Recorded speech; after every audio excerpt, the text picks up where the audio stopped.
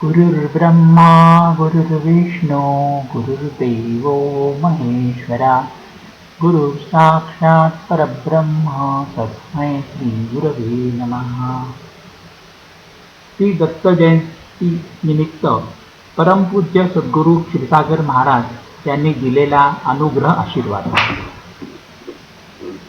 भगवत पूज्यपाद श्री दत्तात्रेय जयंती निमित्त आपण दत्त जयंतीचा उत्सव साजरा करीत आहोत। आपली गुरु परंपरा ही ईश्वरी स्वरूपाची आहे।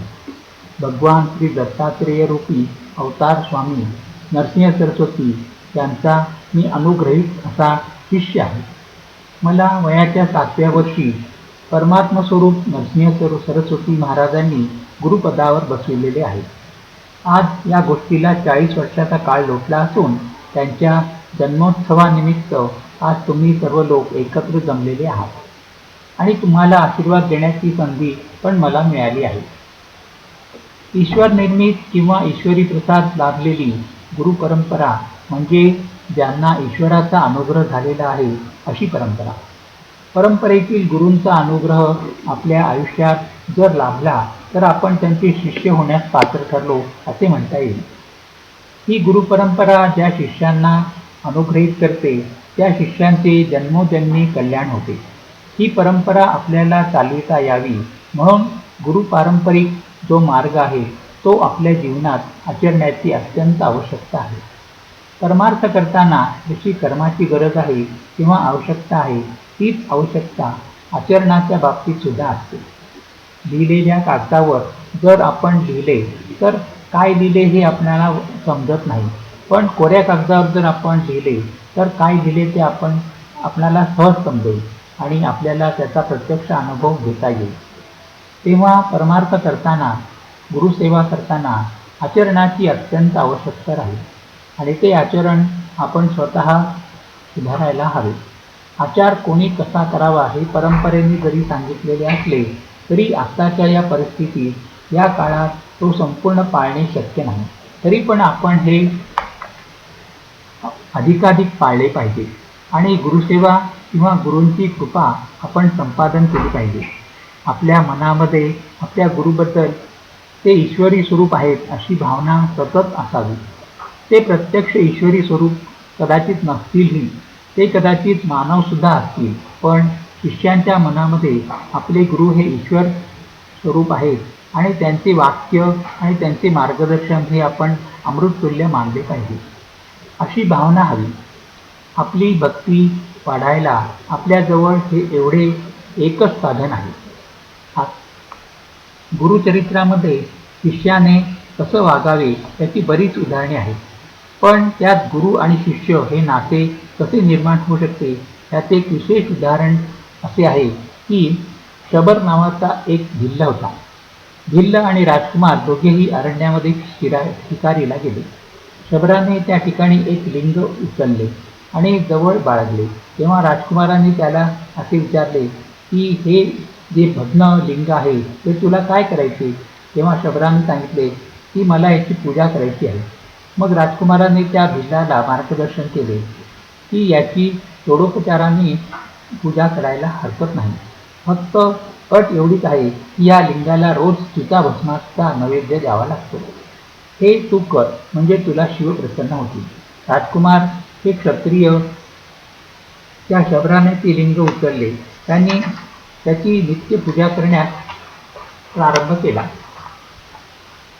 आणि त्यास रोज चिताभस्माचा नैवेद्य देण्यास सुरुवात केली। पण ईश्वराला त्याची परीक्षा पाहायची होती म्हणून एक दिवस त्याला चिताभस्म मिळाले नाही। त्यामुळे तो दुःखी झाला आणि त्याने आपल्या पत्नीला सांगितले की आज मी शिवाला चिताभस्म देऊ शकत नाही। आतापर्यंत मी जी शिवपूजा केली आहे ती संपूर्ण वाया गेली। ही शबरी जरी जातीने भिल्ली नसली तरी पतिव्रतेचा जो मूळ स्वभाव असतो त्याप्रमाणे ती म्हणाली, तुम्ही चिंता कशासाठी करता? आपल्या घरामध्ये खूप काठ्या आहेत, त्याची चिता रचा आणि मला पेटवून टाका आणि माझे चिताभस्म शिवाला अर्पण करा।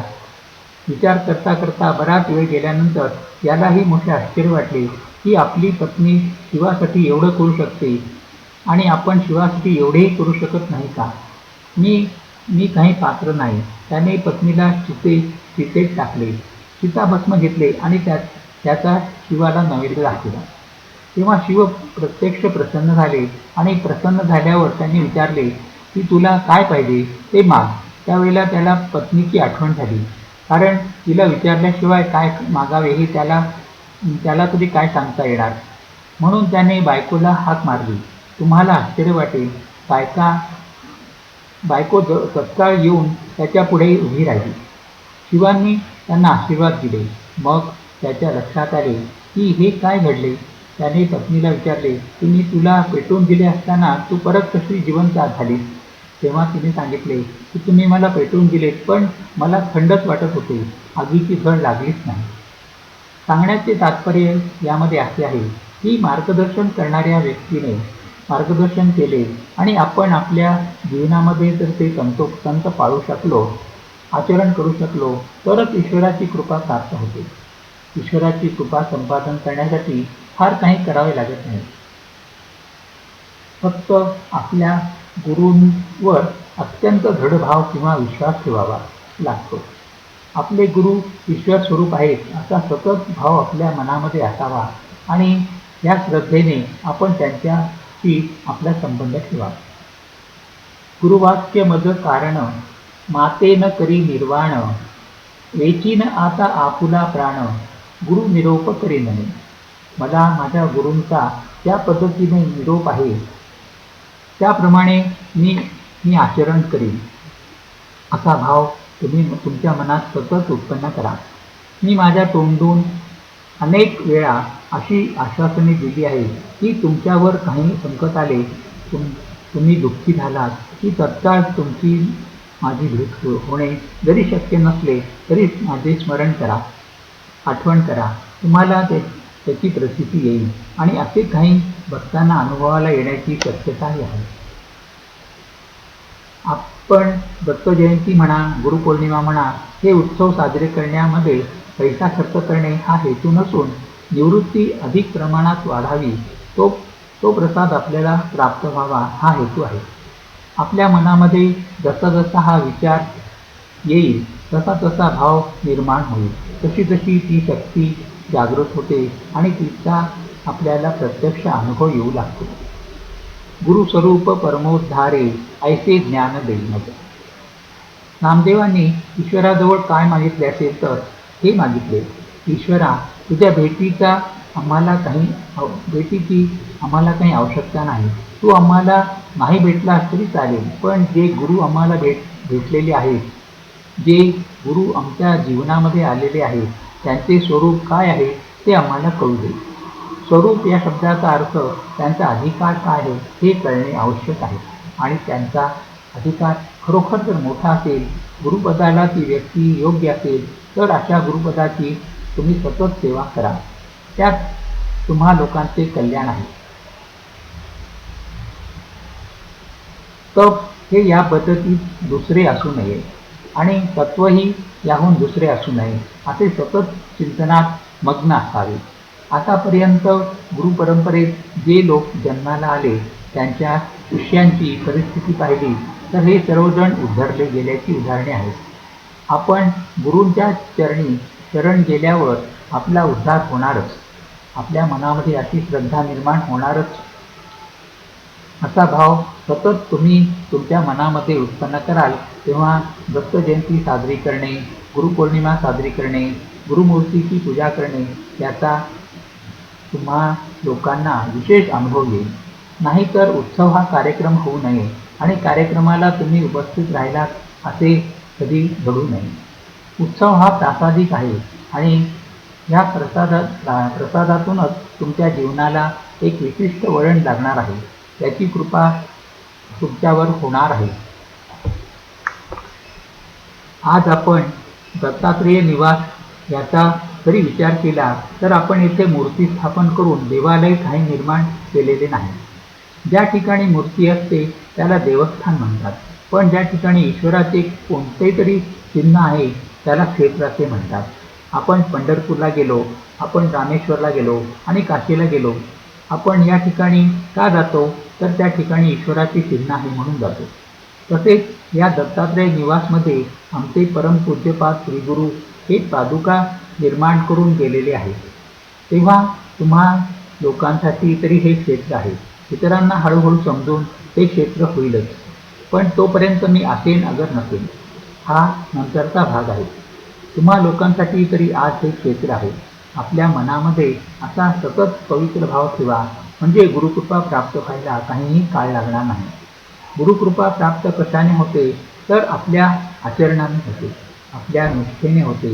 आणि ही निष्ठा तुम्हा लोकांमध्ये जशी जशी अधिकाधिक दृढ होईल, तसे तसे ईश्वर तुम्हा लोकांना जवळ करील, तुम्हा लोकांचे कल्याण करील. याची काही आपली परंपरा ही अतिशय श्रेष्ठ परंपरा आहे आणि या परंपरेच्या गुरूंनीच मला अनुग्रहित केलेले आहे. तुम्हा लोकांचा योग असा आहे की तुम्हा लोकांची माझी भेट झालेली आहे. तुम्हा लोकांशी मी बोलतो, तुम्हाला मी अधिकाधिक मार्गदर्शन करू शकतो. आता हा तुम्हाला जीवनामध्ये ब्रह्मानंद मिळालेला आहे, तो सार्थक केला पाहिजे. दृढभाव मनामध्ये निर्माण केला पाहिजे. भक्ती करताना आचरणाकडे लक्ष ठेवले पाहिजे. हे जसे जसे तुम्ही करू शकाल तशी तशी ईश्वरप्राप्ती काही अवघड नाही. व मग आपल्या मनामधील सूक्ष्म इच्छासुद्धा गुरुकृपेने पूर्ण होती. आपली परंपरा इतकी श्रेष्ठ दर्जाची आहे की नुसते दर्शनाला जरी जाऊन आला आणि त्यांना काही जरी सांगितले नाही तरीसुद्धा तुमची कामे होण्याची बरीच शक्यता आहे. काही लोक हट्टाला पेटून माझ्या कानावर घालतात की हे जरा आम्हाला सांगायचे होते. हरकत नाही, तुम्ही सांगितलं तरी, पण जरी सांगितलं नाही तरी आपण आशांच्या सहवासात जाऊन आलो आणि त्यांनी आपल्याकडे कृपादृष्टीने पाहिले म्हणजे झाले. म्हणे कृपेचे चारू, तूची ह्या विश्वास आधारू, भवसागर पैल पारू, तूची करसी श्री गुरुराया. नामधारकांनी आपल्या गुरुबद्दल गौरवपर असे उद्गार काढलेले आहेत. आज आपल्याला अशा प्रकारचा आशीर्वाद देऊन मी हे आशीर्वादाचे भाषण थांबवतो. श्री गुरुदेव दत्त. हरिओम तत्सत. हरिओम तत्सत. हरिओम तत्सत.